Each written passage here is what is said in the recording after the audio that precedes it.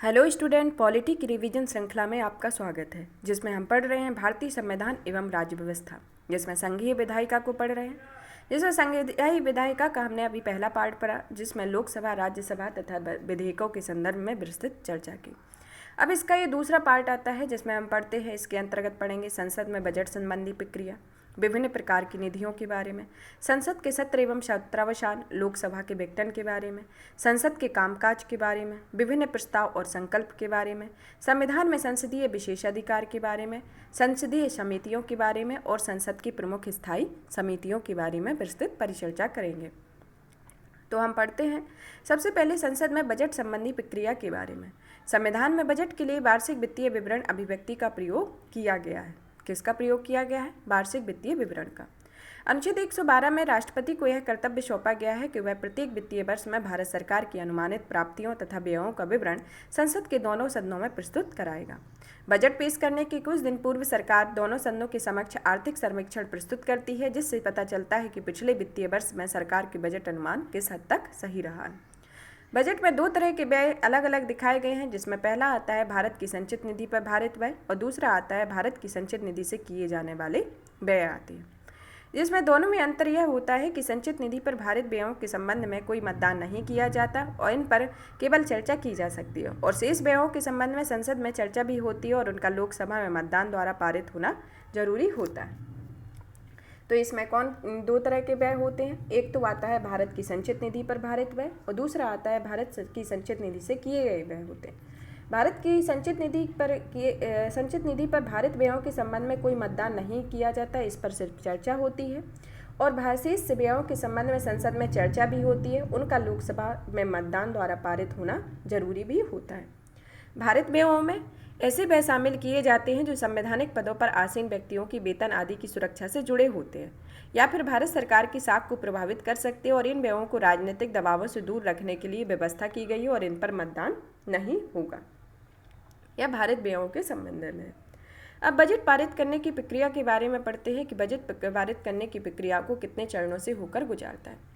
तो बजट पारित करने की प्रक्रिया संविधान इसमें 7 चरणों से होकर गुजरती है, जिसमें पहले तो बजट की प्रस्तुति होती है, बजट पर आम बहस होती है, लेखानुदान पारित किया जाना होता है, विभागीय समितियों द्वारा मांग की जांच होती है, अनुदान संबंधी जांच होती है, फिर कटौती प्रस्ताव आता है, विनियोग विधेयक होता है और वार्षिक वित्तीय विधेयक इसके अंतर्गत बजट की प्रस्तुति होती है। जिसमें सबसे पहले पढ़ते हैं बजट की प्रस्तुति के बारे में। बजट की प्रस्तुति सर्वप्रथम लोकसभा में पेश किया जाता है, उसके बाद वह राज्यसभा में प्रस्तुत किया जाता है। बजट पर आम बहस। बजट पर इसके अंतर्गत बजट में पेश होने के 3-4 दिन तक लोकसभा में उस पर समग्र रूप से विचार किया जाता है। लेखानुदान पारित किया जाता है। अभी तक लोकसभा में अपने स्थगन से पहले आगामी अप्रैल और मई महीने के लिए एक विधेयक पारित करती है, ताकि सरकार को जरूरी खर्च करने में समस्या न आए। इसमें सामान्यतः साल भर के कुल खर्चों के अनुमान की 1/6 राशि 2 महीनों के व्यय के लिए सरकार को दी जाती है। इसे ही लेखानुदान के नाम से जाना जाता है। इसमें नोट दिया गया है कि बजट की तारीख में हुए बदलाव के कारण लेखानुदान के माध्यम से विनियोग की मांग की आवश्यकता पर अंकुश लगाने की आशा की जा रही है। अब आता है विभागीय समितियों द्वारा मांगों की जांच के संदर्भ में। अभी तक की बजट की व्यवस्था में लेखानुदान पारित होने के बाद सदन 3 से 4 हफ्तों के लिए स्थगित हो जाता था, और इस समय संसद की विभागीय समितियां विभिन्न मंत्रालयों द्वारा पेश की गई अनुदान संबंधी मांगों की विस्तार से जांच करती थी और रिपोर्ट तैयार करती थी। अनुदान संबंधी मांगों पर मतदान होता है। इस चरण में विभागीय समितियों, स्थायी समितियों की रिपोर्टों के आधार पर लोकसभा में प्रत्येक मंत्रालय की मांगों पर मतदान होता है। मतदान की यह शक्ति सिर्फ लोकसभा के पास होती है, राज्यसभा के पास नहीं। मतदान सिर्फ उन मांगों पर होता है जो भारत व्ययों से अलग होते हैं। अब आते हैं कटौती प्रस्ताव के बारे में। कटौती प्रस्ताव आमतौर पर विपक्षी दल अनुदान संबंधी मांगों के प्रति असहमति व्यक्त करते हैं। सरकार की मांगों के प्रति सहमति व्यक्त करने का एक तरीका कटौती प्रस्ताव पेश करना होता है। कटौती प्रस्ताव लाने के लिए कुछ नियमों का पालन करना जरूरी होता है। उदाहरण के लिए यह सिर्फ एक मांग से संबंधित होनी चाहिए, एकाधिक से नहीं। इसमें संचित निधि पर भारित व्यय के संबंध में कटौती की मांग नहीं होनी चाहिए तथा कोई ऐसा विषय नहीं होना चाहिए जो केंद्र सरकार के कार्य क्षेत्र से बाहर का हो। इसमें कटौती प्रस्ताव को 3 प्रकार से देखा गया, जिसमें पहली कटौती आती है नीतिगत कटौती प्रस्ताव, दूसरी आती है आर्थिक कटौती प्रस्ताव और तीसरी आती है सांकेतिक कटौती प्रस्ताव। नीतिगत कटौती प्रस्ताव के अंतर्गत इस प्रस्ताव का उद्देश्य सरकार की नीति के प्रति असहमति व्यक्त करना। इसमें कटौती ₹1 प्रस्तावित है। दूसरी कटौती आती है आर्थिक कटौती प्रस्ताव, जो इसमें नीति के प्रति नहीं बल्कि मांगी गई राशि के प्रति असहमति व्यक्त की जाती है। इसमें थोड़ी बहुत मात्रा में कटौती प्रस्ताव की जाती है। सांकेतिक कटौती, इस प्रस्ताव का उद्देश्य सिर्फ अपनी असहमति के प्रदर्शन करना होता है। इसमें ₹100 की कटौती प्रस्तावित की जाती है। अब पढ़ते हैं विनियोग विधेयक के संदर्भ में। विनियोग विधेयक संविधान के अनुच्छेद 114 में कहा गया है कि संचित निधि में से कोई भी राशि विनियोग विधेयक अधिनियम के माध्यम से ही निकाली जा सकेगी और तरीके से नहीं। विनियोग विधेयक में संचित निधि से निकाली जाने वाली रकम का प्रत्येक पद प्रयोजन के अनुसार उल्लेख होता है और विनियोग विधेयक धन विधेयक होता है, इसलिए उस पर धन विधेयक के सभी नियम कानून लागू होते हैं। अब वार्षिक वित्त विधेयक के संदर्भ में, आगामी वित्त वर्ष के संदर्भ में सरकार के बजट संबंधी प्रावधानों को प्रस्तावों को लागू करने के लिए एक धन विधेयक वित्त मंत्री के बजट भाषण में लोकसभा प्रस्तुत किया जाता है। इसे वार्षिक वित्तीय विधेयक कहा जाता है। अब पढ़ते हैं वार्षिक विभिन्न प्रकार की निधियों के बारे में, जिसमें आती है भारत की संचित निधि, लोकलेखा और आकस्मिकता निधि आती है।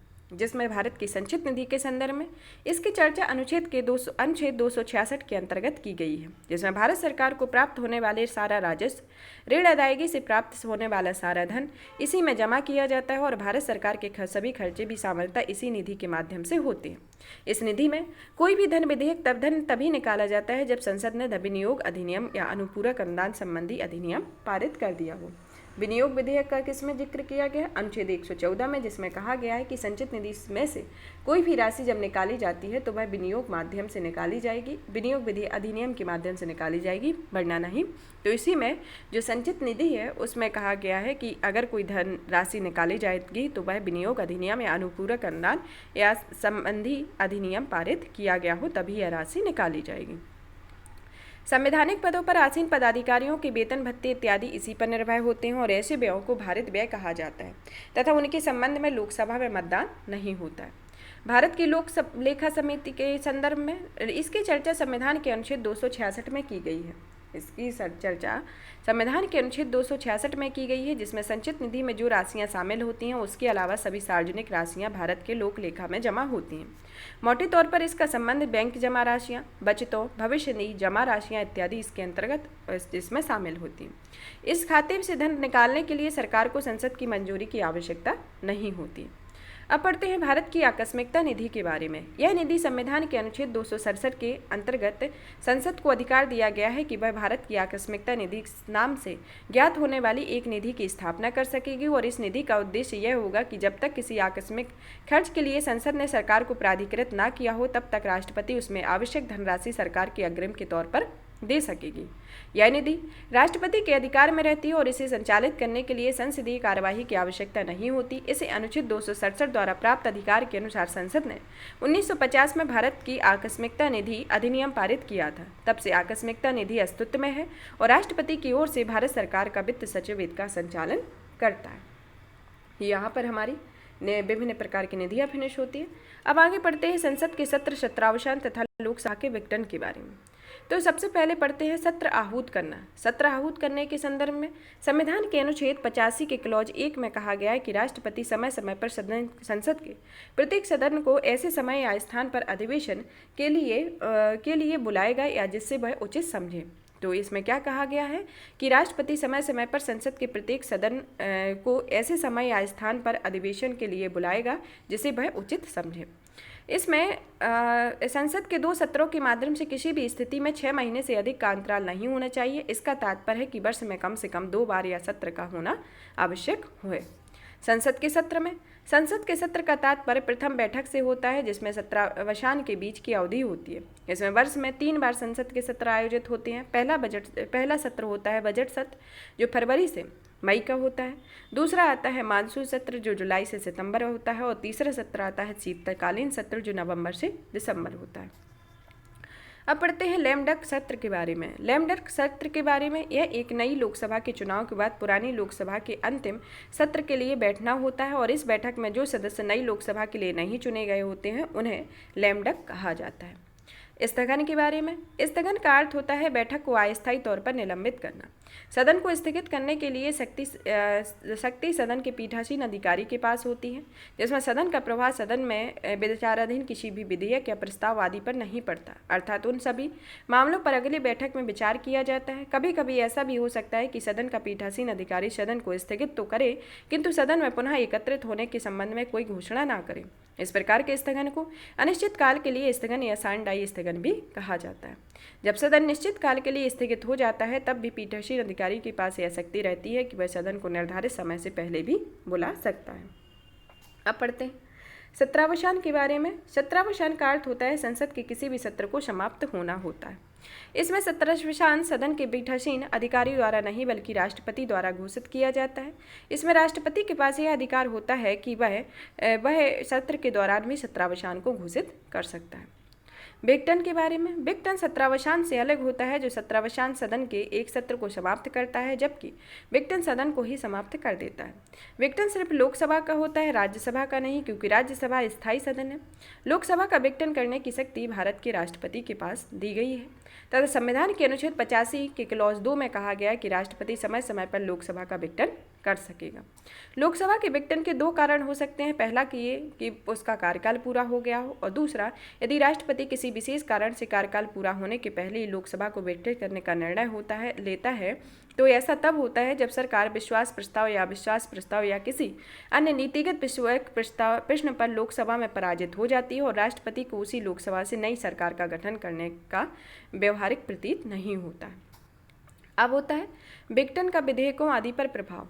लोकसभा का विघटन होने पर इससे जुड़े सभी कार्य जैसे विभिन्न प्रस्ताव, संकल्प, नोटिस इत्यादि समाप्त होते हैं तथा उन्हें नई लोकसभा में फिर से लाना जरूरी होता है, किंतु कुछ लंबे विधेयक और आश्वासन इत्यादि लोकसभा के विघटन पर भी समाप्त नहीं होते। लोकसभा के विघटन पर विभिन्न विधेयकों की स्थिति को निम्नलिखित बिंदुओं के तहत से देखा जाता है, जिसमें पहला आता है कि वह जो विधेयक लोकसभा में लंबित होते हैं वे सभी व्यवकृत या समाप्त हो जाते हैं, चाहे उनकी शुरुआत लोकसभा में हुई हो या राज्यसभा से पारित होने के बाद वह लोकसभा में पहुंचे हों। दूसरा आता है जो विधेयक लोकसभा से पारित हो चुके हैं लेकिन राज्यसभा में लंबित हों, वे भी लोकसभा का विघटन होने पर व्यवकृत या समाप्त हो जाते हैं। तीसरा आता है जो विधेयक राज्यसभा में शुरू हुए हों और राज्यसभा से लंबित हो, लोकसभा द्वारा पारित नहीं किए जाते, वे विघटन पर समाप्त नहीं होते। और यदि कोई विधेयक दोनों सदनों द्वारा पारित किया जा चुका है तो राष्ट्रपति को अनुमति देने के लिए भेज दिया जाता है, तो वह लोकसभा के विघटन पर समाप्त नहीं होगा। और जो विधेयक राष्ट्रपति के पास भेजा गया है किंतु राष्ट्रपति द्वारा संसद को पुनर्विचार के लिए लौटा दिया गया था, वह भी लोकसभा के विघटन पर समाप्त नहीं होगा। और नेक्स्ट कंडीशन है कि यदि किसी विधेयक पर संसद के दोनों सदनों में गतिरोध रहा है और राष्ट्रपति के संबंध में दोनों सदनों की संयुक्त बैठक बुलाए जाने के आशय की सूचना दे दी है, तो वह विधेयक लोकसभा के विघटन पर समाप्त नहीं होगा। अब पढ़ते हैं संसद के कामकाज के बारे में। संसद का कामकाज जिस समय संसद का सत्र चल रहा होता है तब उसका कार्य दिवस एक अधिवेशन होता है। सामान्यतः किसी कार्य दिवस में समय का विभाजन निम्नलिखित शीर्षकों के आधार पर होता है, जिसमें पहला आता है प्रश्नकाल। प्रश्नकाल संसद के कार्य दिवस का पहला घंटा होता है जो 11 से 12 बजे के बीच होता है, जिसे प्रश्नकाल कहते हैं। इसमें सभी मंत्री विभिन्न सदस्यों द्वारा पूछे गए प्रश्न का उत्तर देते हैं। दूसरा आता है शून्यकाल। शून्यकाल प्रश्नकाल के तुरंत बाद का काल होता है जो 12 बजे से शुरू होता है। इसमें संसद सदस्य बिना किसी पूर्व सूचना के प्रश्न उठा सकते हैं और शून्यकाल की चर्चा संसद की प्रक्रिया संबंधी नियमों ने नहीं की गई है। वस्तुतः यह भारतीय संविधान की भारतीय संसदीय व्यवस्था द्वारा विकसित किया गया एक नवाचार है।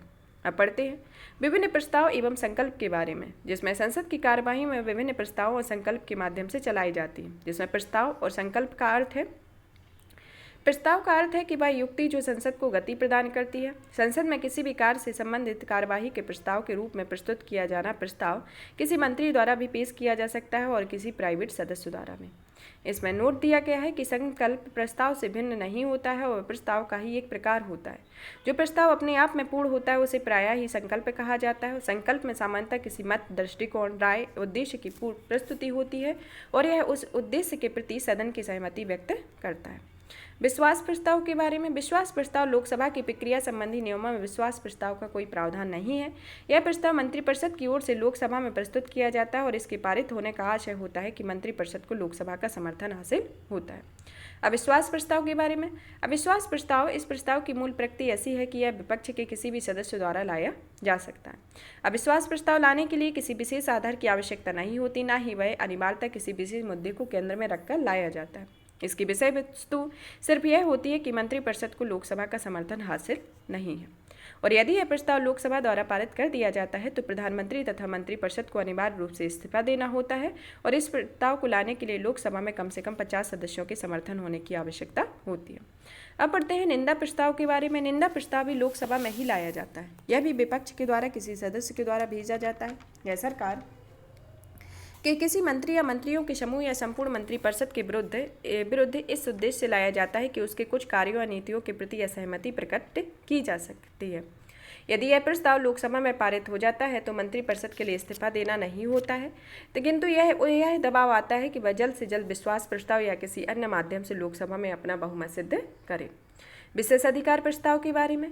यह प्रस्ताव विपक्ष के किसी सदस्य द्वारा सदन में तब प्रस्तुत किया जाता है जब उसे लगता है कि किसी मंत्री या मंत्रियों ने संसद सदस्यों के विशेषाधिकार का उल्लंघन किया है। यह प्रस्ताव लोकसभा या राज्यसभा किसी भी सदन में लाया जा सकता है। ध्यानाकर्षण प्रस्ताव। यह प्रस्ताव के माध्यम से सदन का कोई सदस्य अध्यक्ष या सभापति की अग्रिम अनुमति से किसी मंत्री का ध्यान ऐसे विषय की ओर आकर्षित करता है जो अविलंबीय लोक महत्व की हो। मंत्री या तो उस विषय पर तुरंत भाषण दे या फिर किसी और दिन भाषण देने के लिए समय की मांग कर सकता है। स्थगन प्रस्ताव के बारे में। स्थगन प्रस्ताव, इस प्रस्ताव का उद्देश्य अवलंबीय लोक महत्व के किसी निश्चित मामले पर सदन में चर्चा करने के लिए सदन की नियमित कार्यवाही को स्थगित करना होता है। यह 50 सदस्यों के समर्थन के साथ पीठासीन अधिकारी की अनुमति से ही इस प्रस्ताव को लाया जाता है। इसे दोनों सदनों में पेश किया जाता है तथा पक्ष या विपक्ष का कोई भी सदस्य इसे ला सकता है। अब पढ़ते हैं धन्यवाद प्रस्ताव के बारे में। धन्यवाद प्रस्ताव लोकसभा के प्रत्येक चुनाव के बाद प्रत्येक सत्र की शुरुआत में तथा प्रत्येक वर्ष के प्रत्येक सत्र की शुरुआत में राष्ट्रपति के दोनों सदनों की संयुक्त अधिवेशन के समक्ष अभिभाषण होता है, और यह अभिभाषण उस व्यक्तिगत वक्तव्य न होकर यह मंत्रिपरिषद द्वारा तैयार किया होता है। उसमें सरकार के कार्य निष्पादन और भावी योजनाओं का जिक्र होता है जो राष्ट्रपति के इस अभिभाषण पर दोनों सदनों में चर्चा होती है। मतदान होता है। यह चर्चा धन्यवाद प्रस्ताव के रूप में होती है, और यह प्रस्ताव पारित होना सरकार के अस्तित्व की शर्त है, क्योंकि इसके पारित न होने का तात्पर्य सरकार ने अपना समर्थन खो दिया है। अब पढ़ते हैं समापन प्रस्ताव के बारे में या क्लोजर मोशन। क्लोजर मोशन को हिंदी में समापन प्रस्ताव, संवरण प्रस्ताव या कटौती प्रस्ताव कहने का प्रचलन है। इसके लिए ज़्यादा सटीक अनुवाद समापन प्रस्ताव होता है, और इस प्रस्ताव का उद्देश्य सदन में चल रही चर्चा को बीच में ही रोकना होता है, और यदि यह प्रस्ताव पारित हो जाता है तो चर्चा बीच में ही रोककर संबंधित विषय पर मतदान करा लिया जाता है। अनियत दिन वाले प्रस्ताव। अनियत दिन वाले प्रस्ताव वे प्रस्ताव होते हैं जो लोकसभा अध्यक्ष द्वारा चर्चा के लिए स्वीकृत किए गए हैं, पर अभी उन पर चर्चा किए गए कोई भी तिथि निर्धारित नहीं की गई है। औचित्य प्रश्न के बारे में। Point of order. यह सदन की कार्यवाही के संचालन के सामान्य नियमों का पालन नहीं करता है, क्योंकि कोई सदस्य औचित्य प्रश्न के माध्यम से सदन का ध्यान इस ओर आकर्षित कर सकता है। नियम 377 या रूल 377, इसके अंतर्गत वे मामले उठाए जाते हैं जो औचित्य प्रश्न नहीं होते तथा उनमें प्रश्नकाल, अल्पकालीन चर्चा, स्थगन प्रस्ताव या किसी अन्य प्रस्ताव में नहीं उठाया जा सकता है। विशेष उल्लेख में जिस तरह से प्रश्नों को लोकसभा के नियम 377 के अंतर्गत उठाया जाता है उसी राज्यसभा में विशेष उल्लेख के रूप में उठाया जाता है। यहाँ यह प्रस्ताव से संबंधित टॉपिक फिनिश होता है। अब पढ़ते हैं संविधान में संसदीय विशेषाधिकार के बारे में। संविधान के अनुच्छेद 105 का संबंध संसदीय विशेषाधिकारों से है। यह अनुच्छेद मूलतः 2 विशेषाधिकारों की चर्चा करता है, जिसमें आता है अभिव्यक्ति की स्वतंत्रता जो अनुच्छेद 105 के अनुच्छेद 5(1) के क्लॉज 1 में है, तथा कार्यवाहियों के प्रकाशन का अधिकार जो अनुच्छेद 105 के क्लॉज 2 में है। यह संविधान के विशेषाधिकार के संसदीय विशेषाधिकार के अंतर्गत आता है। मूल संविधान के अनुच्छेद 105 के क्लॉज 3 में कहा गया था कि अन्य बातों में संसद के प्रत्येक सदन की तथा प्रत्येक सदन के सदस्यों और समितियों की शक्तियां, विशेषाधिकार और अनुमतियां ऐसी होंगी जो संसद समय समय पर विधि द्वारा निश्चित करे, और जब तक संसद उसे निश्चित नहीं करता है तब तक उसे वही विशेषाधिकार और अनुमतियां प्राप्त होगी जो भारत के संविधान में लागू होने के दिन हाउस ऑफ कॉमन्स के सदस्यों को प्राप्त थे। 44वें संविधान संशोधन द्वारा इसमें हाउस ऑफ कॉमन्स के संदर्भ को हटा दिया गया। अब इसमें यह वर्णित है कि संसद के सदनों में सदस्यों की समितियों के विशेषाधिकार वही होंगे जो संसद विधि द्वारा निश्चित करती है। जब तक कि यह ऐसा सहायता नहीं करती है तब तक उसे 44वें संविधान संशोधन के लागू होने के ठीक पहले संसद सदस्यों को प्राप्त यह होगा। अब पढ़ते हैं सामूहिक विशेषाधिकार के बारे में। सामूहिक विशेषाधिकार कार्रवाइयाँ चलाने का अधिकार। इसका अर्थ होता है कि सदन को अपनी कार्यवाहियों को अपने तरीके से चलाने विनियमित करने का अधिकार होता है। यदि इससे संबंधित कोई प्रश्न उठाता है तो उसके संबंध में सदन का निर्णय अंतिम होता है और भारत के संविधान के अनुच्छेद 122 में स्पष्ट रूप से कहा गया है कि प्रक्रिया से संबंधित किसी कथित अनियमितता के आधार पर संसद द्वारा की गई किसी भी कार्यवाही को वैधता पर प्रश्न नहीं उठाया जाता है। बहस और कार्यवाहियों के प्रकाशन अधिकार और प्रकाशन रोकने के अधिकार के संदर्भ में इसकी चर्चा संविधान के अनुच्छेद 105 के क्लॉज 2 में की गई है, जिसमें के अनुसार संसद को यह अधिकार है कि वह अपनी कार्यवाही को प्रकाशित कर सकती है, किसी अन्य व्यक्ति को प्रकाशन का अधिकार दे सकती है तथा किसी को भी संसदीय कार्यवाहियों के प्रकाशन से रोक सकती है। नेक्स्ट आता है बाहरी व्यक्तियों को सदन से बाहर निकालने के अधिकार के संदर्भ में।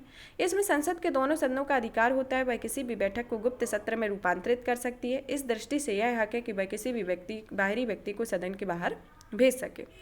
विशेषाधिकार हनन के लिए अपने सदस्यों और बाहरी विशेष व्यक्तियों को दंड देने के अधिकार के संदर्भ में संसद के प्रत्येक सदन को यह शक्ति प्राप्त है कि वह विशेषाधिकार उल्लंघन के लिए सदन के सदस्य या बाहरी व्यक्ति को दंड दे सकता है। इस संबंध में कहीं कहीं विशेषाधिकार उल्लंघन शब्द का प्रयोग किया जाता है तो कहीं कहीं सदन की अवमानना का शब्द का प्रयोग किया जाता है।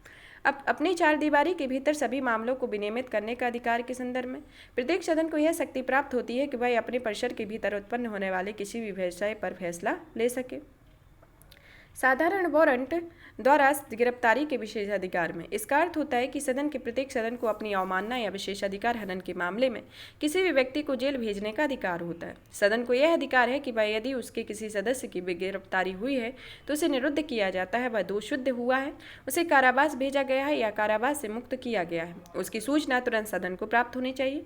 सदन को यह भी अधिकार होता है कि वह उसकी किसी समिति की रिपोर्ट समिति के समक्ष दिए गए साक्ष्य को तब तक कोई प्रकाशित नहीं कर सकता जब तक कि वह उसके सामने प्रस्तुत कर दिया हो। यह सामूहिक विशेषाधिकार के अंतर्गत आते हैं। कौन कौन से आते हैं? कार्यवाही चलाने का अधिकार, बहस और कार्यवाहियों के प्रकाशन का अधिकार या प्रकाशन को रोकने का अधिकार, बाहरी व्यक्तियों को सदन से बाहर निकालने का अधिकार, विशेषाधिकार हनन के लिए अपने सदस्यों और बाहरी व्यक्तियों को दंड देने का अधिकार, अपनी चार दीवारी के भीतर सभी मामले को विनियमित करने का अधिकार, साधारण वारंट द्वारा गिरफ्तारी का विशेषाधिकार सामूहिक विशेषाधिकार के अंतर्गत आता है। अब पढ़ते हैं व्यक्तिगत विशेषाधिकार के बारे में। व्यक्तिगत विशेषाधिकार संसद सदस्यों को कुछ व्यक्तिगत विशेषाधिकार दिए गए हैं जिनके अंतर्गत आती है सिविल गिरफ्तारी से मुक्ति, गवाही के रूप में उपस्थित होने से स्वतंत्रता, वाक स्वतंत्रता या अभिव्यक्ति की स्वतंत्रता व्यक्तिगत विशेषाधिकार के अंतर्गत आते हैं। जिसमें सिविल गिरफ्तारी से मुक्ति के संदर्भ में हाउस ऑफ कॉमन्स के सदस्यों की तरफ भारतीय संसद के सदस्यों को भी यह अधिकार है कि उन्हें संसद के सत्र के दौरान या 40 दिन के पहले तथा 40 दिन के बाद गिरफ्तार नहीं किया जा सकता। यह विशेषाधिकार सिर्फ सिविल मामलों में गिरफ्तारियों तक ही सीमित होता है। गवाही के रूप में उपस्थित होने से स्वतंत्रता के संदर्भ में जिस समय संसद का सत्र चल रहा होता है उस समय किसी सदस्य को किसी भी मामले में गवाही देने के लिए सदन की अनुमति के बिना नहीं बुलाया जा सकता। वाक स्वतंत्रता और अभिव्यक्ति की स्वतंत्रता के संदर्भ में इसमें संसद का सदस्य संसद के भीतर की गई अपनी अभिव्यक्ति के संबंध में पूर्णतः स्वतंत्र होता है और संसद के बाहर संसद सदस्य भी साधारण नागरिकों के समान है और उन पर बेशबी अभियुक्त सीमाएं आरोपित होती हैं जो अनुच्छेद 19(2) के अंतर्गत वाक स्वतंत्रता और अभिव्यक्ति की स्वतंत्रता को आरोपित करती हैं। अब पढ़ते हैं संसद की समितियों के बारे में। संसद में दो प्रकार की समितियां होती हैं, एक होती है स्थायी समितियां, एक होती है तदर्थ समितियां। स्थायी समितियां में वे समितियां आती हैं जो हमेशा अस्तित्व में रहती हैं और जिनके सदस्यों का चयन प्रत्येक वर्ष या निर्धारित समय के अनुसार किया जाता है। स्थायी समितियां दो प्रकार की होती हैं। प्रथम वर्ग में लोक लेखा समिति जैसी समितियां आती हैं जो लंबे समय से संसदीय परंपरा का अंग है और दूसरे वर्ग के अंतर्गत विभागीय समितियां आती हैं जो 2 दशक पूर्व ही आरंभ की गई हैं। अस्थायी या तदर्थ समितियां वे समितियां होती हैं जो किसी विशेष प्रयोजन के लिए बनाई जाती हैं तथा प्रयोजन पूरा होने पर जिनका अस्तित्व समाप्त हो जाता है। यह 2 प्रकार की समितियां होती हैं जिनमें जांच समितियां और सलाहकार समितियां आती हैं। जांच समितियों का गठन किसी तात्कालिक घटना की जांच के लिए किया जाता है और सलाहकारी समितियों का गठन किसी विधेयक इत्यादि पर विचार करने के लिए गठित किया जाता है। संसद के प्रमुख स्थायी समितियों में पहली आती है लोक लेखा समिति, जिसमें का 1954-55 में इसे 15 सदस्य होते थे और इसे सभी लोकसभा में ही होते थे तथा 1955 में राज्यसभा द्वारा मांग करने पर लोकसभा के तत्कालीन अध्यक्ष श्री जी.बी. मावलंकर की सिफारिश पर 7 सदस्य राज्यसभा से भी लिए गए, जिसमें कुल वर्तमान में सदस्य संख्या 22 है। 1966-67 तक यह परंपरा थी कि समिति का अध्यक्ष सत्तारूढ़ दल से ही होगा, लेकिन 1967 से विपक्षी दल के किसी सदस्य को इसका अध्यक्ष बनाए जाने की परंपरा शुरू हुई, जो वर्तमान में है। तो इसमें समिति में कितने सदस्य होते हैं? 22 होते हैं, जिसमें 15 लोकसभा से और 7 राज्यसभा से। इसका अध्यक्ष विपक्षी दल के किसी सदस्य का यह अध्यक्ष होता है। लोक लेखा समिति का कार्य भारत के सरकार के लेखों के संबंध में कैग द्वारा की गई रिपोर्ट पर विचार करना होता है। लोक लेखा समिति का चुनाव आनुपातिक प्रतिनिधित्व पद्धति की एकल संख्यवर्णीय पद्धति के अनुसार होता है। इनकी सदस्यता की अवधि 1 वर्ष से अधिक नहीं होती, हालांकि इसके अध्यक्ष को पुनः चुना जा सकता है। मंत्रिपरिषद का कोई भी सदस्य समिति में शामिल नहीं हो सकता, और यदि समिति का कोई सदस्य आगे चलकर मंत्री बन जाता है तो वह मंत्री बनने की तिथि से समिति का सदस्य नहीं होता है। अब दूसरी आती है प्राक्कलन समिति। यह समिति लोक लेखा समिति की तरह सरकार के वित्तीय कामकाज से संबंधित होती है। इसे स्थायी मितव्ययता की समिति भी सदस्य कहा जाता है। इसमें टोटल 30 सदस्य होते हैं और ये सभी लोकसभा से ही होते हैं। इसमें राज्यसभा से कोई भी सदस्य नहीं होता है। स्वाधीनता के बाद पश्चात 1950 में पहली बार तत्कालीन वित्त मंत्री जॉन मथाई की सिफारिश पर 25 सदस्यों के साथ यह समिति का गठन किया गया और 1956 में इनकी संख्या 30 कर दी गई। इन सदस्यों का चुनाव आनुपातिक प्रतिनिधित्व पद्धति में एकल संक्रमणीय मत पद्धति के अनुसार होता है, जिसमें कोई भी मंत्री इसका सदस्य नहीं होता है, और यदि इसका कोई सदस्य आगे चलकर मंत्री बन जाता है तो उसे उस स्थिति से वह समिति का सदस्य नहीं रहता है। सदस्यों की सदस्यता 1 वर्ष के लिए होती है और समिति के अध्यक्ष का चयन लोकसभा अध्यक्ष द्वारा इसके सदस्यों में से किया जाता है और परंपरा के अनुसार समिति का अध्यक्ष सत्तारूढ़ दल का होता है। बजट में प्रस्तावित खर्चे की समीक्षा करने के लिए इसका गठन भी किया जाता है और समिति बजट के विभिन्न पक्षों की जांच करके अपने सुझाव देती है। प्राक्कलन समिति की रिपोर्ट पर सदन में बहस नहीं की जाती और उसके सुझावों पर अपनी लाभ सरकार की आगामी वर्ष के बजट में बढ़ा चढ़ाकर संसद में राशि की मांग ना कर सके, इसके लिए किया जाता है। अब पढ़ते हैं लोक उपक्रम समिति के बारे में। इस समिति का गठन पहली बार कृष्ण मेनन समिति के सुझाव के आधार पर 1964 में किया गया था। शुरू में इसमें 15 सदस्य होते थे, जिसमें 10 लोकसभा के और 5 राज्यसभा के होते थे। तो 1974 में इनके सदस्यों की संख्या बढ़ाकर 22 कर दी गई, जिसमें 22 सदस्यों में 15 लोकसभा से और 7 राज्यसभा से सदस्य होते हैं। इनका चुनाव भी आनुपातिक प्रतिनिधित्व पद्धति एकल संक्रमणीय मत पद्धति के द्वारा होता है। इसमें का अध्यक्ष लोकसभा अध्यक्ष समिति के सभापति का चुनाव इनके सदस्यों में से करते हैं। इसमें सभापति लोकसभा से ही होता है और सभी सदस्यों की सदस्यता 1 वर्ष के लिए होती है और इसमें कोई भी मंत्री इसका सदस्य नहीं होता है। यह समिति लोकसभा के नियमों में वर्णित लोक उपक्रमों की रिपोर्टों लेखों की जांच करती है और उपक्रमों के संबंध में नियंत्रक महालेखा परीक्षक की रिपोर्ट की भी जांच करती है। इनके लोक उपक्रम समिति में कुछ मामलों की जांच के अधिकार नहीं रखती, जिसमें उदाहरण के तौर पर लोक उपक्रमों के दैनिक प्रशासन के मामलों की जांच नहीं करती और लोक उपक्रमों के संबंध में सरकार की नीति का मूल्यांकन नहीं करती। अब पढ़ते हैं विभागीय संबंधी स्थायी समितियां। विभागीय संबंधी स्थायी समितियों में आता है लोकसभा की नियमावली समिति की सिफारिशों के आधार पर 1993 में पहली बार विभागीय स्थायी समिति का स्थापना की गई, जिसका उद्देश्य कार्यपालिका पर संसदीय नियंत्रण को प्रभावी बनाना होता है। 1993 में कुल 17 विभागीय समितियों का गठन किया गया। 2004 में इसे 7 समितियां गठित की गई। इसमें कुल संख्या 24 थी। इसमें से 16 समितियां लोकसभा के अधीन काम करती हैं, जबकि 4 समितियां राज्यसभा के अधीन होती हैं। लोकसभा के अधीन काम करने वाली समितियों के अध्यक्ष की नियुक्ति लोकसभा के अध्यक्ष द्वारा की जाती है, जबकि राज्यसभा में जुड़ी समितियों के अध्यक्षों की नियुक्ति राज्यसभा के सभापति द्वारा की जाती है। और प्रत्येक विभागीय समिति में अधिकतम 45 सदस्य होते हैं, जिसमें लोकसभा का अध्यक्ष प्रत्येक समिति के लिए 30 सदस्य मनोनीत करता है और राज्यसभा का सदस्य 15 सदस्यों को मनोनीत करता है। मनोनयन की तिथि के 1 वर्ष पूरा होने तक प्रत्येक सदस्य कार्य करता है और किसी मंत्री को समिति का सदस्य नहीं बनाया जा सकता। यदि समिति का कोई सदस्य आगे चलकर मंत्री बन जाता है तो उसे उस तिथि से समिति से सदस्यता से त्यागपत्र देना पड़ता है। इन समितियों का मुख्य कार्य विभिन्न मंत्रालयों के अनुदान संबंधी मांगों की जांच करना होता है। सदनों में जब बजट पर सामान्य चर्चा होती है तो सदन एक निश्चित अवधि के लिए स्थगित हो जाते हैं। इस अवधि में ये समितियां मंत्रालय द्वारा की गई अनुदान संबंधी मांगों पर विचार करती और निर्धारित अवधि के भीतर उन मांगों के संबंध में अपनी रिपोर्ट सौंपती हैं। विभागीय समितियों में कुछ सीमाएं निश्चित की गई हैं, जैसे ये समितियां संबंधित मंत्रालय या विभाग के दैनिक कामकाज के मामले पर विचार नहीं करती और ये समितियां किसी अन्य संसदीय समिति को सौंपे गए विषयों पर विचार नहीं करती हैं। यहाँ पर यह हमारा टॉपिक संसदीय समितियों से संबंधित टॉपिक फिनिश होता है। नेक्स्ट क्लास में हम संघीय न्यायपालिका के बारे में पढ़ेंगे और इसी तरीके से वीडियो को देखते रहें। चैनल को लाइक करें, सब्सक्राइब करें, शेयर करें। धन्यवाद।